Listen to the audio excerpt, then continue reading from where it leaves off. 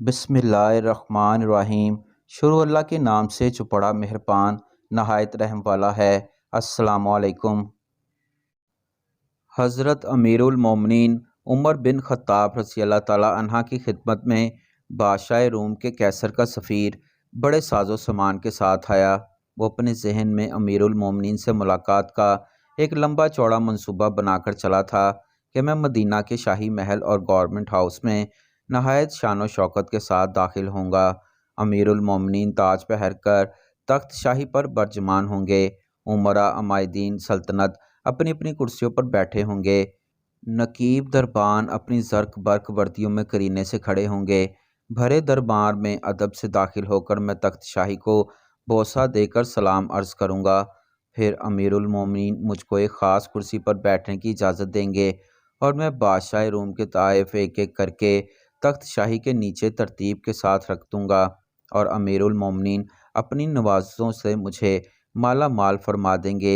ये सवाल होगा तो मैं ये जवाब दूँगा, फ़लाँ फ़लाँ बात इस तरह गोश गुजार करूँगा और अपनी सल्तनत की शान व शौकत ऐसे ऐसे अंदाज से सुनाऊँगा कि अहले दरबार सल्तनत रूम से मरूब हो जाएंगे।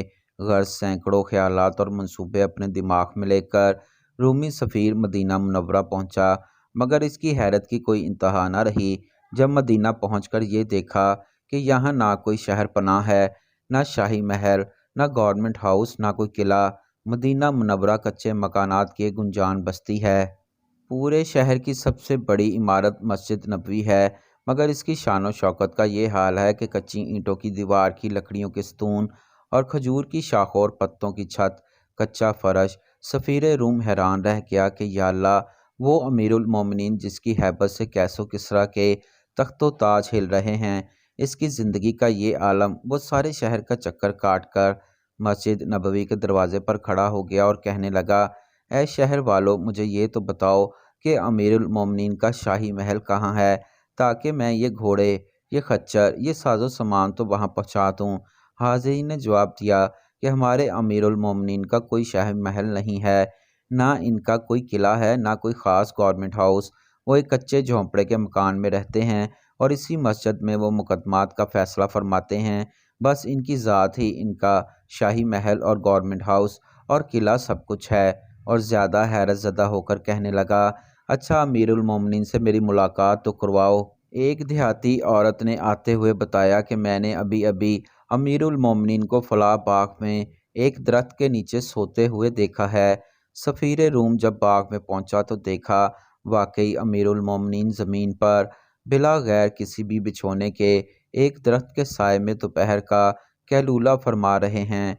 सफ़ीर रूम बाग में दाखिल हुआ, मगर जूँ ही इसकी नज़र अमीरुल मोमिनीन के चेहरे पर पड़ी, एकदम लर्ज़ा बर अंदाम होकर दहशत से कांपने लगा। सफ़ीर अपने दिल में सोचने लगा कि हाँ, मैंने तो बड़े बड़े बादशाहों को देखा है और बड़े बड़े सलातीन के दरबार में वारिद हो चुका हूँ, मगर मैं कभी भी किसी बादशाह की हैबत से आज तक खाइफ हुआ ही नहीं। आज क्या बात है कि इस मर्द की हैबत से मेरे होशो हवास ठिकाने नहीं रहे।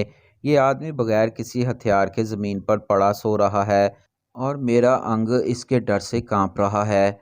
आखिर मामला क्या है? बड़ी देर तक सोचता रहा, फिर खुद ही फैसला करता है कि यानी हज़रत उमर के चेहरे पर जो रोब और हैबत नमूदार है, ये इसकी गडरी पहनने वाली मर्द की हैबत नहीं है, बल्कि ये हक़ की तजल्ली है जो इनके चेहरे पर अया है। मौलाना रूमी फरमाते हैं कि जिस शख्स ने खुदा से डर कर तकवा की राह इख्तियार की, तो इससे जिन्नो इंस ही नहीं बल्कि कायनात आलम में जो भी चीज़ इसको देख लेगी, इसके खौफ से लर्ज़ा तरसा होकर डर जाएगी। यानी जो शख्स खुदा से डरा, सारी खुदाई इससे डरने लगी।